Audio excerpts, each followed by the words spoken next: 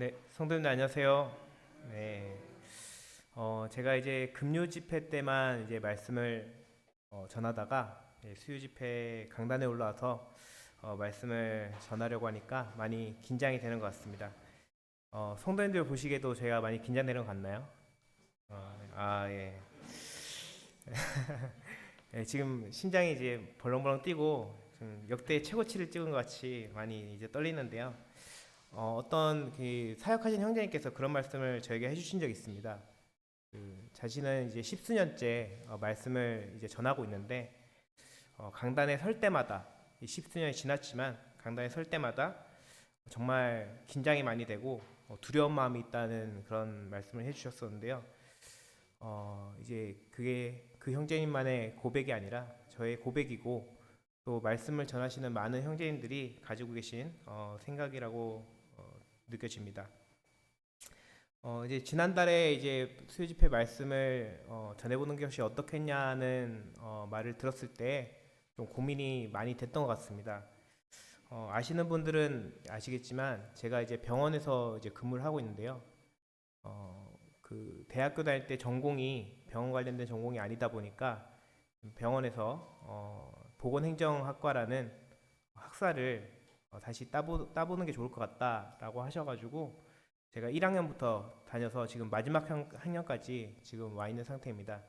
그러다 보니까 이제 배우는 학과도 많고 준비할 것도 많다 보니 이제 그 어려움을 아시는 이제 부모님이나 몇몇 성도님께서 수요 집회 말씀을 전하는 것을 조금 보류해 달라고 하는 게 어떻겠냐 그런 이야기도 해주셨는데요.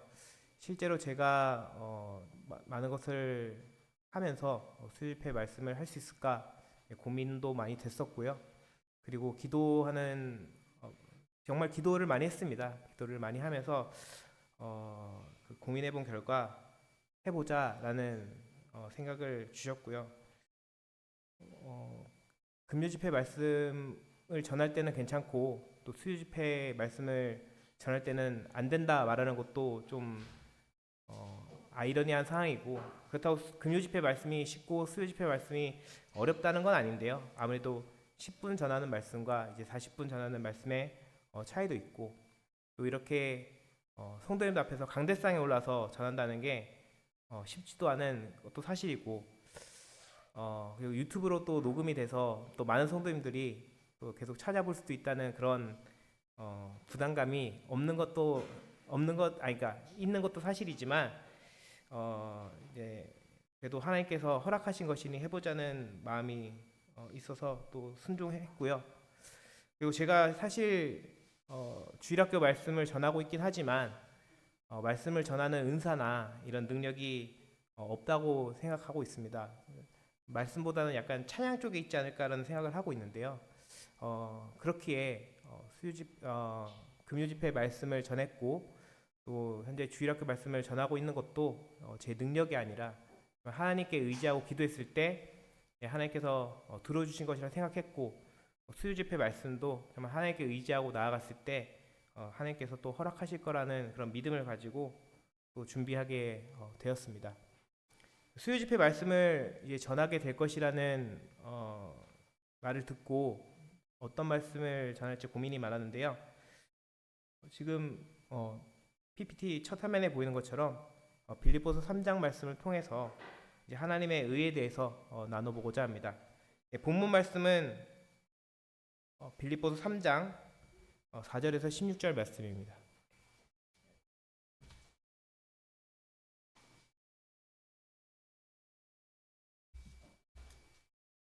제가 긴장해서 성경책도 안 들고 왔었네요. 네네. 빌립보서 3장 4절부터 16절입니다. 좀, 네, 좀 긴 말씀인데요. 교독으로 읽었으면 좋겠습니다. 제가 3장 4절을 읽으면 성도님들 5절 읽는 식으로 16절까지 교독하겠습니다. 네, 그러나 나도 육체를 신뢰할 만하며 만일 누구든지 다른 이가 육체를 신뢰할 것이 있는 줄로 생각하면 나는 더욱 그러하리니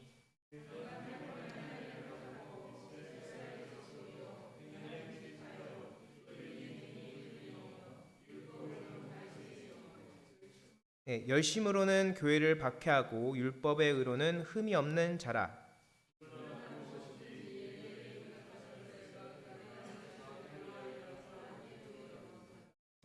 또한 모든 것을 해로 여김은 내 주 그리스도 예수를 아는 지식이 가장 고상하기 때문이라. 내가 그를 위하여 모든 것을 잃어버리고 배설물로 여김은 그리스도를 얻고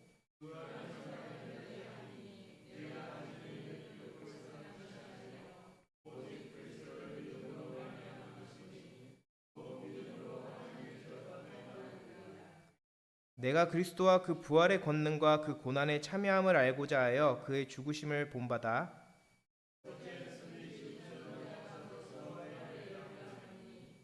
내가 이미 얻었다 함도 아니요 온전히 이루었다 함도 아니라 오직 내가 그리스도 예수께 잡힌 바 된 그것을 잡으려고 달려가노라.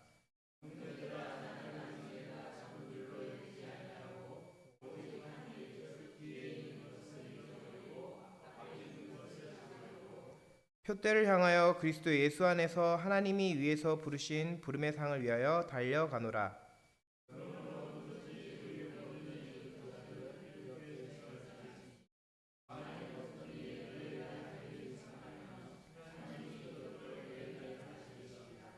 오직 우리가 어디까지 이르렀든지 그대로 행할 것이라. 네, 감사합니다. 네, 본문 말씀을 읽어보았는데요. 우선 배경에 대해서 좀 살펴보자면 빌립보서는 사도 바울 형제님이 쓰신 옥중 서신서 중 하나입니다. 당시 옥에 갇혔을 때에 재정적으로 빌립보 성도님들이 사도 바울 형제님을 도와주었고 그에 감사하며 문안하는 그런 내용입니다. 그리고 사도 바울 형님께서 이제 간증을 주로 하고 계시면서 빌립보 성도들을 다독였고 또 자신과 같이 살아가자 그리고 같이 하자라는 그런 말씀을 하고 계시는데요. 그런 간증이 주로 이르다 보니까 제가 많이 읽었던 말씀 중에 하나인 것 같습니다. 오늘 읽었던 말씀은 율법주의에 대한 경고의 내용을 담고 있는데요. 그렇다고 해서 제가 율법주의에 대해서 말하려고 하는 건 아니고 아까 표지에서 보셨다시피 하나님의 의에 대해서 나눠보고자 합니다. 본문 말씀을 통해서 하나님의 의는 무엇이고 그 의를 이루기 위해서는 어떻게 해야 하는지 한번 살펴보고자 합니다. 우선 하나님의 의는 무엇일까요? 좀 중의적인 표현을 가지고 있기 때문에 많은 것들을 생각하실 수 있는데요. 그 의인할 때 그 의를 떠오르시는 분도 있을 거고요. 뜻 의자를 써서 하나님의 뜻이라고 생각하시는 분도 계실 겁니다. 또 옷 의자를 써서 하나님을 옷 입는다 할 때 그 옷이라고 생각하시는 분들도 계실 것 같은데요. 저는 그 중에 뜻의 하나님의 뜻에 대해서 나눠보고자 합니다. 하나님의 뜻은 무엇일까요? 하나님의 뜻을 이루는 삶은 무엇일까요? 그리고 그 뜻을 이루기 위해서는 우리가 어떻게 해야 될까요? 네, 성도님께서는 많이 이제 그 부분에 대해서 고민을 많이 해봤을 것 같습니다. 특히 학생들이나 청년들이 많이 이제 하고 있을 것으로 예상되어지는데요. 얼마 전에 청년들과 이제 은사에 대해서 얘기를 나누면서 이 부분에 대해서 얘기했었고 또 캠프나 세미나를 가면 이 주제를 많이 다루기도 하는 것 같습니다.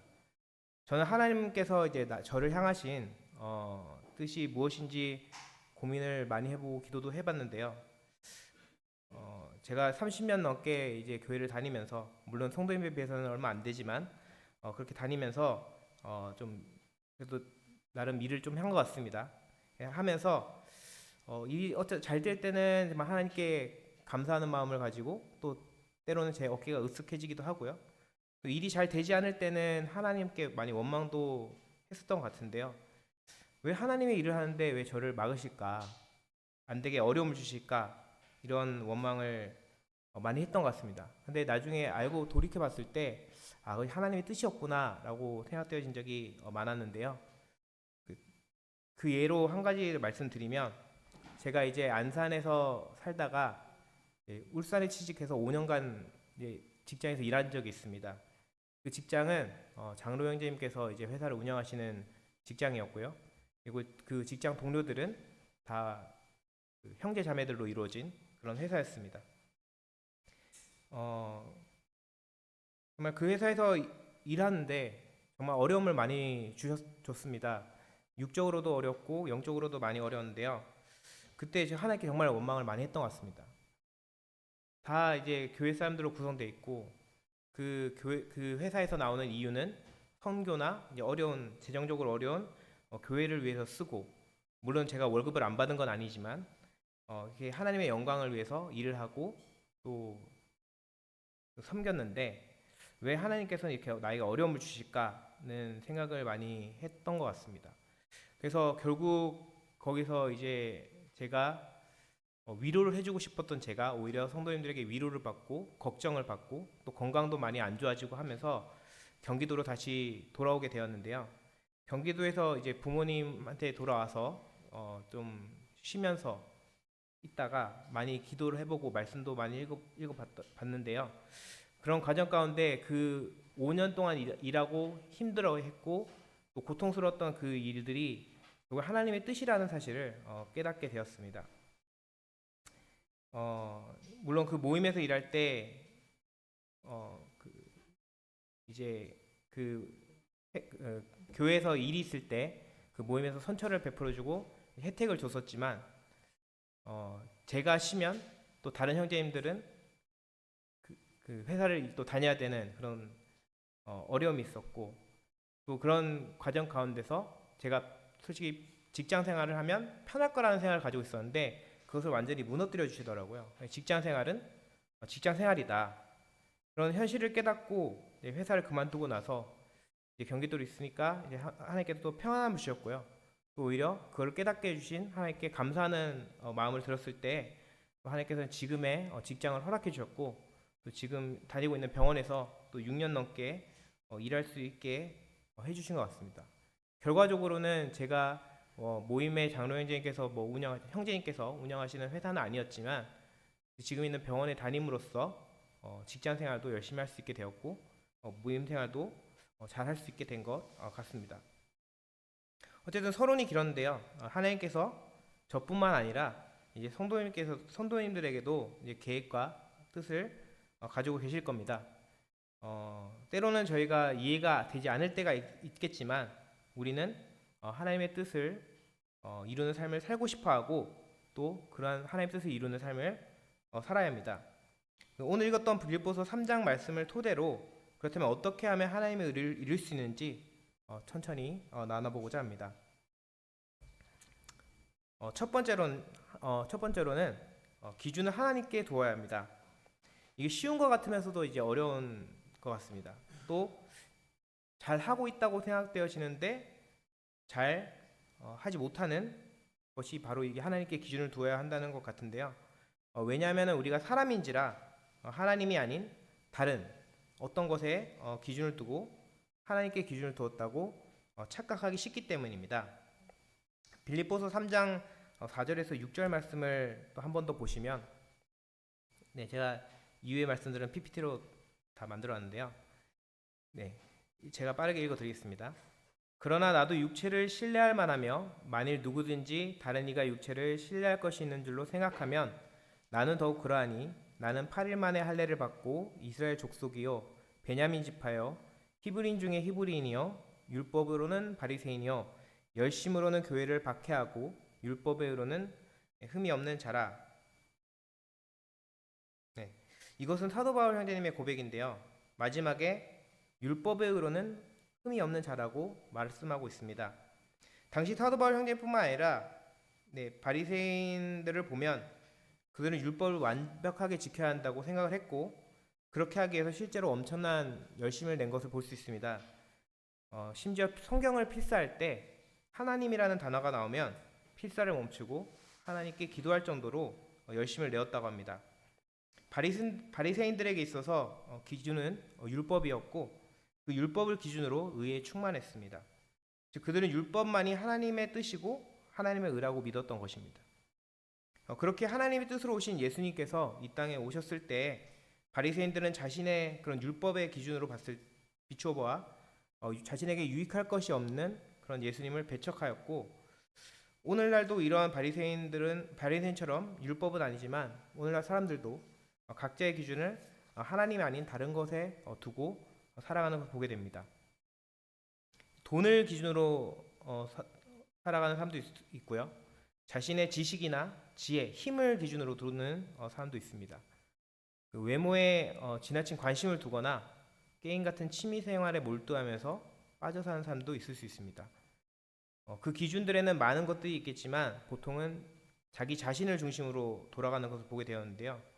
특히 인간관계에 있어서도 나에게 잘해주면 좋은 사람, 나에게 잘하지 못하면 나쁜 사람이라고 구분하는 경우와 비슷한 것을 볼 수 있습니다.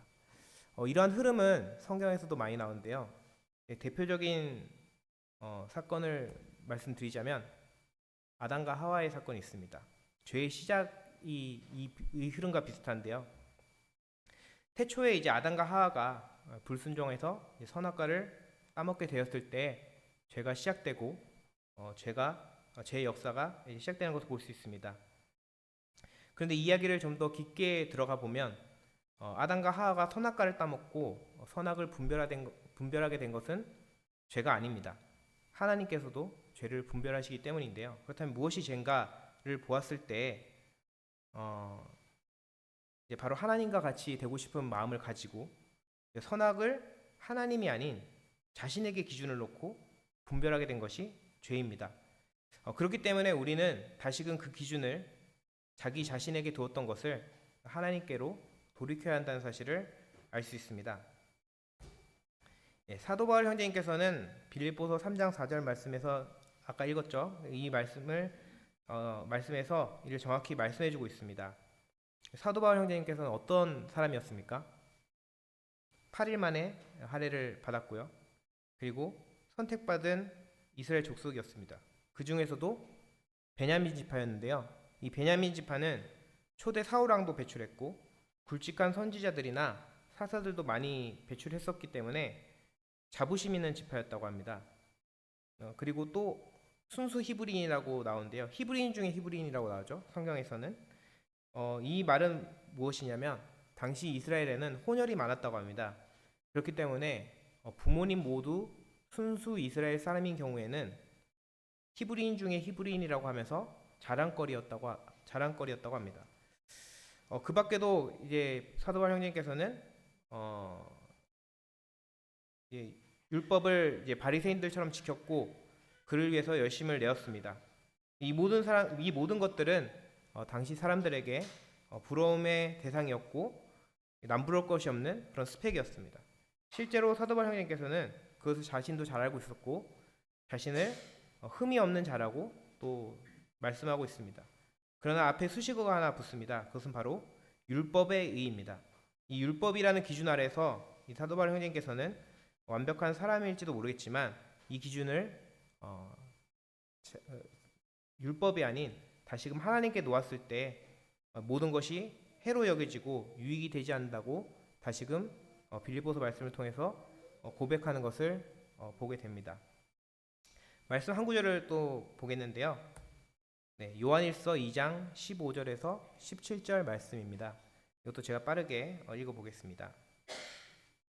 이 세상이나 세상에 있는 것들을 사랑하지 말라. 누구든지 세상을 사랑하면 아버지의 사랑이 그 안에 있지 아니하니 이는 세상에 있는 모든 것이 육신의 정욕과 안목의 정욕과 이생의 자랑이니 다 아버지께로부터 온 것이 아니요 세상으로부터 온 것이라. 이 세상도 그 정욕도 지나가되 오직 하나님의 뜻을 행하는 자는 영원히 거하느니라. 이 말씀에도 나오지만 그리고 사도 바울 형제께서도 고백을 하셨지만 세상에 있는 모든 것들이 육신의 정욕과 안목의 정욕과 이생의 자랑으로 지금 당장은 좋아 보이고 부러워 보여도 후에는 지나가고 없어지는 것이라고 말씀하고 있습니다. 그러나 이와 달리 하나님의 뜻은 영원하며 또 그 뜻을 행하는 자도 영원히 거할 것임을 또한 말씀해 주십니다.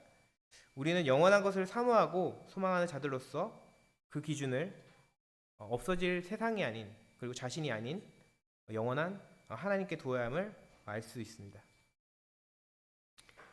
두 번째로는 빌립보서 3장 9절 말씀에 잘 나와 있는데요.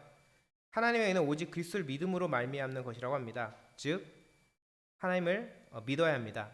여기서 하나님을 믿는다는 표현은 believe, 믿음과 trust, 신뢰의 측면을 모두 포함하는 것이라고 말씀드리고 싶습니다.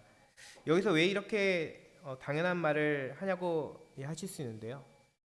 한 가지 이야기를 들려드리겠습니다. 이 이야기라는 것은 어머니와 이모의 전화 통화 내역을 듣고 누설하는 것이기 때문에 이야기라고 말씀드리는데요. 일부분만, 개인정보법 위반상 일부분만 들려드리겠습니다. 어느 날 이제 어머니께서 이모와 통화를 하고 있습니다. 보니까 죄의 문제에 대한 통화를 하고 있었던 것 같은데 저도 중간부터 들었는데요. 이모가 이런 말을 합니다. 나는 정말 죄인이다. 천국에 가고 싶은데 어떻게 가야 할지 모르겠다라는 말씀을 하자 저희 어머니께서 우리 죄를 위해서 돌아가신 예수님을 믿으면 되는 건데 그 사실을 믿기만 하면 되는 건데 왜 그렇게 어렵게 생각하느냐라고 뭐라고 하셨습니다. 그랬더니 그 이야기를 들은 저희 이모는 천국에 가는 방법이 그렇게 쉬울 리가 없다. 천국에 가려면 우리가 계속해서 선을 행해야 되고 끊임없이 회개해야 되고 그리고 어떤 뭐 행위를 해야 된다라고 하면서 행위를 강조하는 그런 말씀을 하였습니다. 그러자 저희 어머니께서는 천국에 가는 방법이 예수님만 믿으면 되는 가장 쉽고 당연한 그리고 간단한데 왜 이렇게 어렵게 생각하고 구원을 받지 못하냐라고 하면서 한탄하는 그런 전화 내용이었는데요. 뒤 내용도 이어지긴 합니다만은 제가 저희 어머니를 보호하기 위해서 여기까지만 말씀드리고요. 제가 이 말씀을 드리는 것은 기본 하나님을 믿는다는 것은 당연하지만 힘들고 중요하기 때문입니다. 다시 한번 말씀드리지만 하나님의 뜻을 이루기 위해서는 그 전에 하나님을 믿고 구원을 받아야 합니다. 그 뒤에 하나님을 신뢰하며 나아가야 합니다. 하나님을 믿지 않으면서 그리고 하나님을 신뢰하지도 않으면서 하나님의 뜻을 알고자 하고 또 하나님의 뜻을 행하고자 하는 것은 주객이 전도된 것이라고 생각되어집니다. 말씀 한 구절 또 찾아보겠는데요. 로마서 3장 22절에서 24절 말씀입니다. 네, 제가 PPT로 다 준비했기 때문에 제가 읽어보도록 하겠습니다. 곧 예수 그리스도를 믿음으로 말미암아 모든 믿는 자에게 미치는 하나님의 은이 차별이 없느니라. 모든 사람이 죄를 범하였음에 하나님의 영광에 이르지 못하더니 그리스도 예수 안에 있는 속량으로 말미암아 하나님의 은혜로 값없이 의롭다 하심을 얻은 자 되었느니라. 네, 구원이라는 것이 이제 광범위하고 단순한 것은 아니지만 시작은 죄의 문제를 인정하는 것에서 시작되어집니다. 또 그것을 해결하는 것이 또 구원이죠.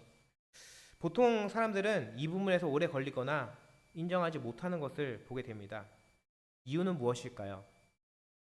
이 부분은 앞서 첫 번째 이유로 말씀드린 기준의 문제입니다. 죄의 시작이 하나님이 아닌 자기 자신을 기준으로 둔 것을 시작하기 때문인데요. 나 정도면 착한 사람이지. 저 사람은 법이 없어도 살 사람이야 라고 생각하는 것이 그 예입니다. 그렇기 때문에 이 죄의 문제를 사람들은 하나님의 기준에서 해결하려고 하지 않고 자기 자신을 기준으로 해결하려고 합니다.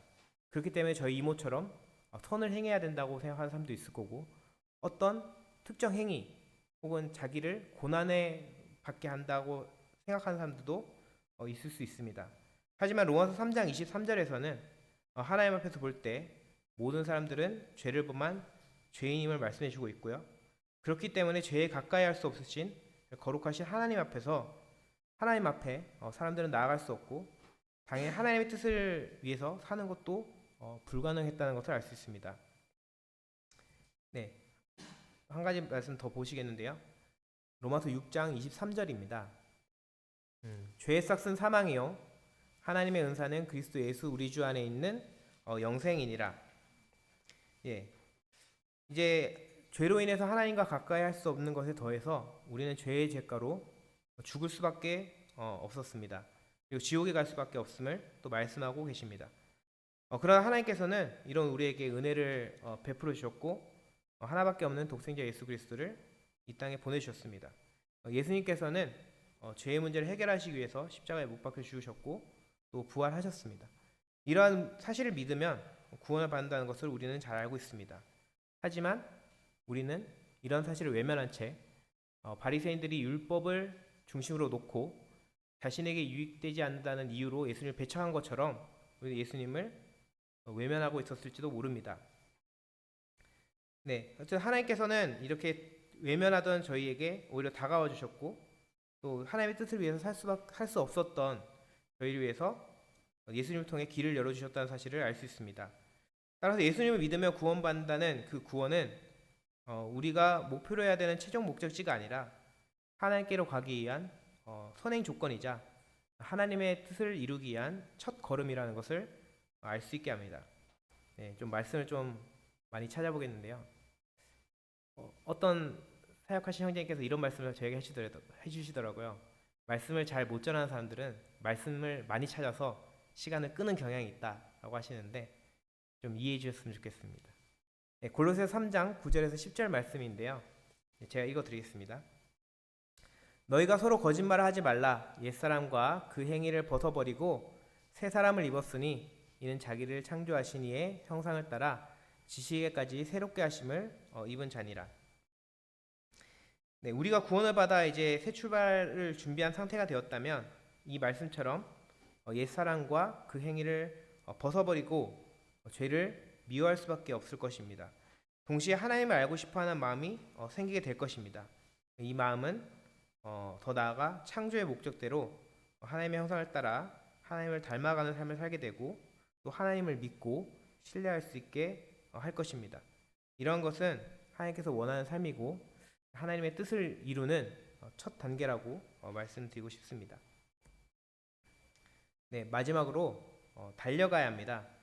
네, 이것은 다양하게 생각되어질 수 있지만 결국 행해야 된다는 것을 알 수 있습니다. 제가 이제 수요 집회나 기도를 할 때 종종 쓰는 표현이 있습니다. 그것은 바로 말씀을 듣고 아는 것에서 그치는 것이 아니라 삶에 적용시켜 달라, 마음의 양식으로 삼을 수 있게 해달라는 내용인데요.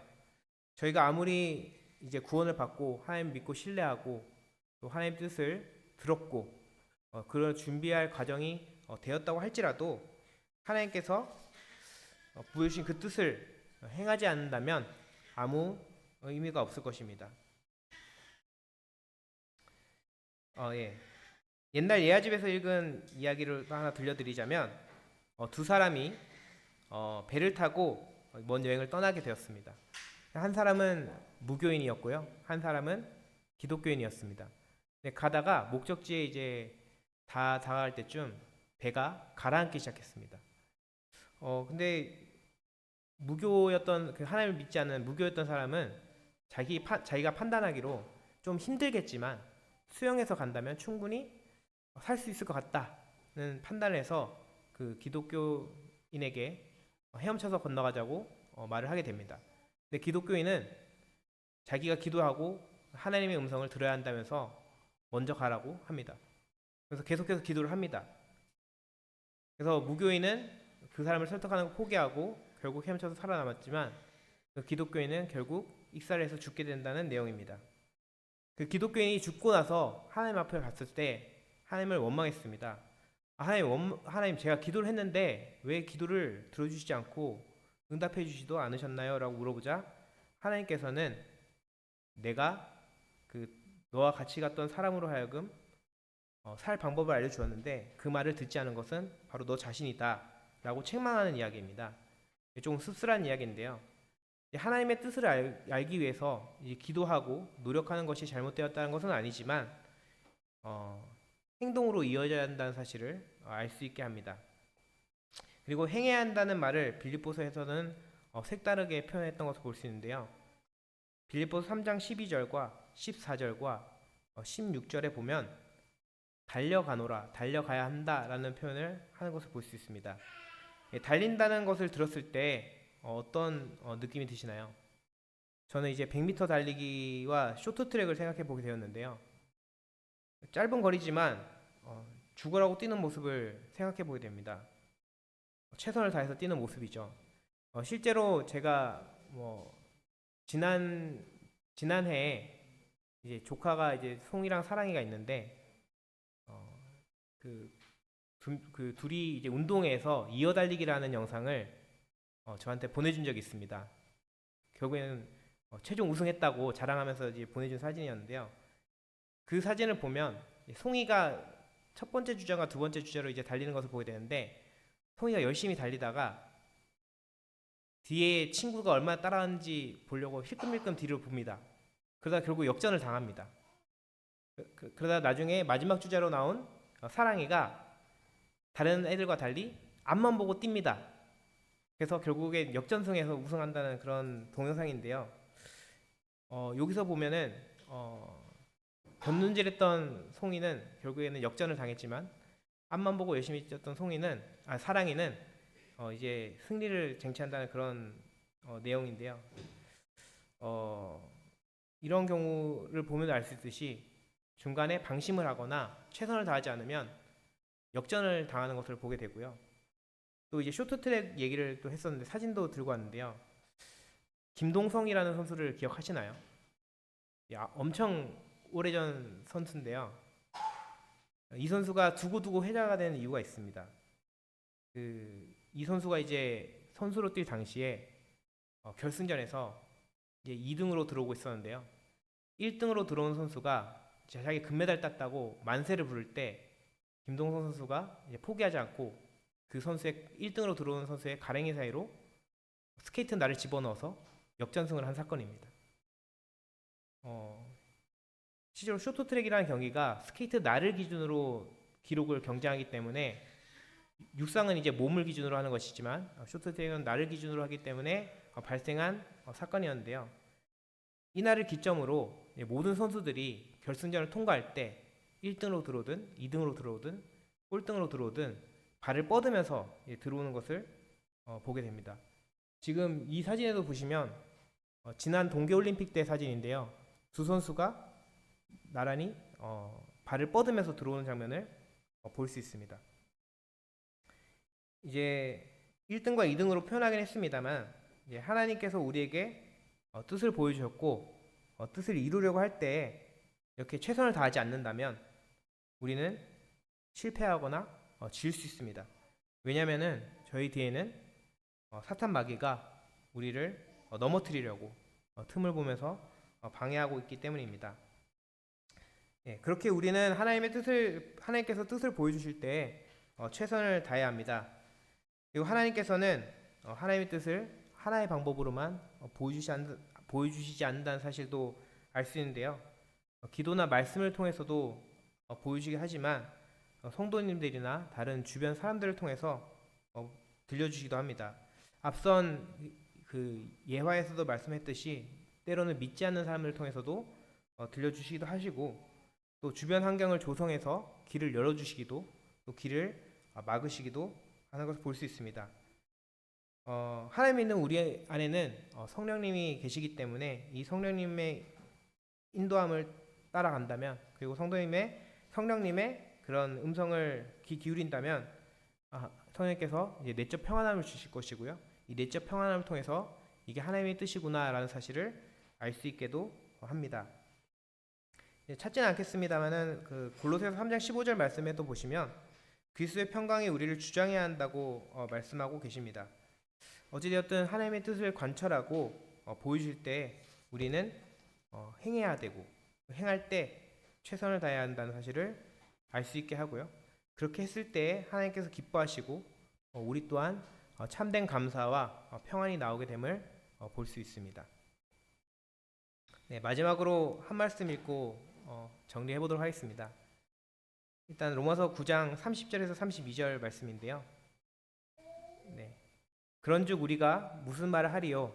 의를 따르지 아니한 이방인들이 의를 얻었으니 곧 믿음에서 난 의요, 의의 법을 따라간 이스라엘은 율법에 이르지 못하였으니 어찌 그러하냐? 이는 그들이 믿음을 의지하지 않고 행위를 의지함이라. 10장 2절에서 4절도 읽겠습니다. 내가 증언하노니 그들이 하나님께 열심히 있으나 올바른 지식을 따른 것이 아니니라. 하나님의 의를 모르고 자신의 의를 세우려고 힘써 하나님의 의에 복종하지 아니하였느니라. 그리스도는 모든 믿는 자에게 의를 이루기 위하여 율법의 마침이 되시니라. 구원은 행위가 아닌 믿음으로 받는 것은 맞습니다만 그렇다고 행위가 등한시되어서는 절대 안 될 것입니다.